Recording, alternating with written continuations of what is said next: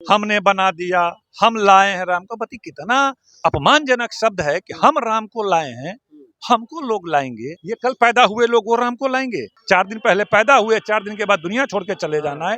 वो कहते हैं हम लाए हैं, हम लाखपति बना रहे हैं। किसको? जो फकीर है, जिसके पास कोई हैसियत नहीं है, जो 5,000 6,000 तक कम कमाता है, वो पैसा किस में बांट रहे हैं? अडानी को, अंबानी को, उद्योगपति को। देखिए, मूर्ख बनाने की कोशिश वो करेंगे। अभी पूरा बना भी नहीं, पूर्ण निर्माण भी नहीं हुआ, अभी अधूरा है। और अधूरे में किसी मंदिर का शिलान्यास करना, उद्घाटन करना, एक काम इन लोगों ने किया नहीं। देश की जनता को मूर्ख बनाया, एक वादा पूरा नहीं किया। जिस पार्टी की कोई भूमिका नहीं थी, वो लोग जा करके इसको राजनीतिकरण कर रहे हैं। ये तो अपमान की बात है। हमारे साथ बातचीत करने के लिए आरजेडी से विधायक अख्तरुल इस्लाम शाही हैं। कैसे देख रहे हैं उधर अयोध्या में राम मंदिर का इनॉग्रेशन करेंगे मोदी?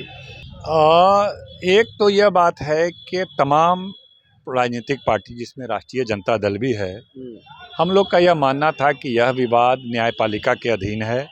आज से नहीं, यह कई दशकों से चल रहा था। जब भारतीय जनता पार्टी के लोग कभी भी राम मंदिर के लिए सक्रिय नहीं हुआ करते थे, तब से यह मुद्दा चल रहा है। लगभग 50 साल 60 साल हो गया। 40 साल पहले भी, 80 के दशक में भी उसका दरवाज़ा खुलने का कुछ मैटर आया था। तब तक भारतीय जनता पार्टी राम मंदिर पर कभी उनका कुछ भी राय नहीं था और कोई भी उनकी भूमिका नहीं थी। मामला न्यायपालिका में था। न्यायपालिका का भी फैसला आया, तो न्यायपालिका का फैसला आया, ठीक है, जो भी फैसला आया, और तमाम दल के लोगों ने कहा था कि जो भी फैसला होगा उसको हम स्वीकार करेंगे। न्यायपालिका ने फैसला दिया कि वहाँ पे मंदिर का निर्माण होगा, मंदिर का निर्माण हो रहा है। इसमें भारतीय जनता पार्टी की कोई उपलब्धि तो एक अंश भी नहीं है।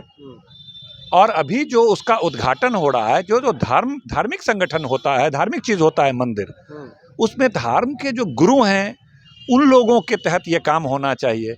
इसको भारतीय जनता पार्टी ने हाईजैक करने का काम किया। समझिए, एक तरह से ये अपमान की बात है कि एक श्री राम, जो करोड़ों लोगों के आराध्य हैं, जिस पार्टी की कोई भूमिका नहीं थी, वो लोग जा करके इसको राजनीतिकरण कर रहे हैं। ये तो अपमान की बात है।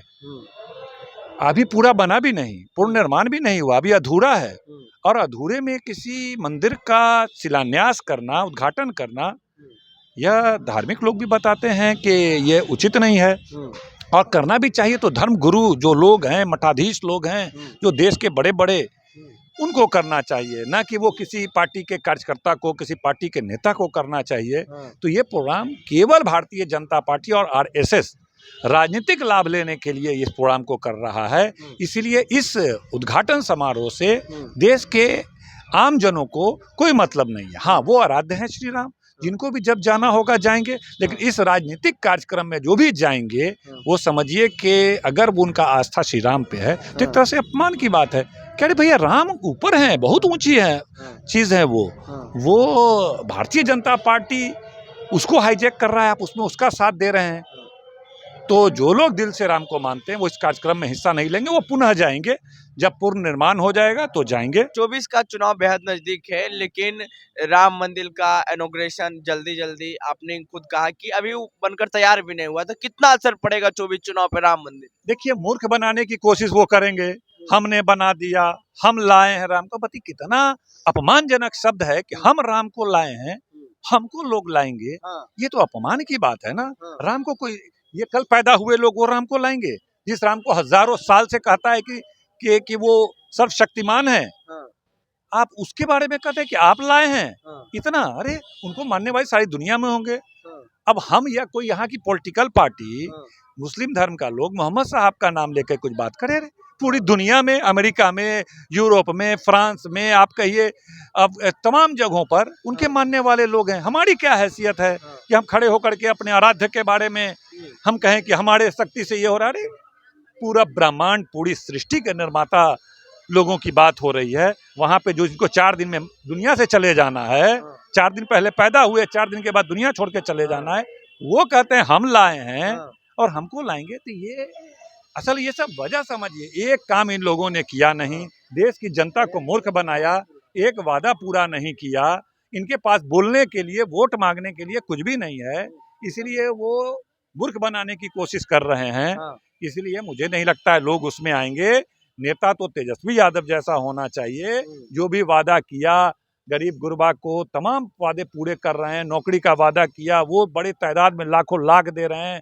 और जिस तरह जनगणना कराया, जिस तरह तमाम जो 1 करोड़ परिवार यहाँ पे गरीब है, 5,000 से 6,000 से कम इनकम है, उसको 2-2 लाख रुपया दे के पैर पे खड़ा करने का काम कर रहे हैं। दूसरी तरफ ये देश की संपत्ति को उद्योगपति में बांट रहे हैं।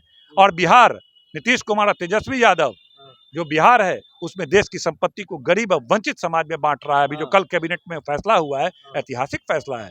1 करोड़ परिवार जिनकी आमदनी 5-6 लाख 6,000 है। हाँ, 6,000 से कम है, 6,000 तक है, उनको हम 1 करोड़ परिवार, 94 लाख परिवार को हम 2-2 लाख रुपया देंगे। हम लाखपति बना रहे हैं किसको?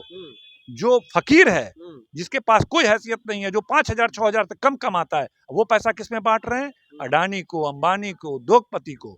जनता को समझना पड़ेगा। हम शिक्षक 2.5 लाख लोगों को बनाइए, 2.5 लाख लोगों को रोजगार नहीं है केवल, बल्कि बिहार के जो 10 करोड़ छात्र हैं, उनकी भविष्य का निर्माण करेंगे, उनके भविष्य को संवारने का काम करेंगे। वो शिक्षक जब यहाँ पे जाएंगे और गांव में पढ़ाएंगे, हम उस दिशा में काम कर रहे हैं। हम तमाम जो जिनके बारे में भारतीय जनता पार्टी कहती थी कि संविदा के जो 4 लाख शिक्षक हैं, उनको कभी भी सरकारी कर्मी का दर्जा देना असंभव है, भगवान भी उतर आए तो नहीं दे सकते हैं, उसको हम लोगों ने कैबिनेट से पास करके सरकारी कर्मी का दर्जा दिया, ताकि वो अच्छी तरीके से शिक्षा दे सकें और बिहार के करोड़ों जो छात्र छात्राएं हैं उसके भविष्य का निर्माण कर सकें। हम बिहार के गरीब गुरबा शोषित वंचित समाज के भविष्य का निर्माण करना चाहते हैं। वो उद्योगपतियों को, पूंजीपतियों का निर्माण करना चाहते हैं। इसलिए जनता सब बातों को समझ रही है। आने वाले दिनों में एक भी सीट उनको बिहार से मिलने वाला नहीं है। आपकी क्या प्रतिक्रिया है वो नीचे कमेंट बॉक्स में दें। फेसबुक पे देख रहे हैं वीडियो को शेयर कर ले, यूट्यूब पे देख रहे हैं चैनल को सब्सक्राइब कर ले। धन्यवाद।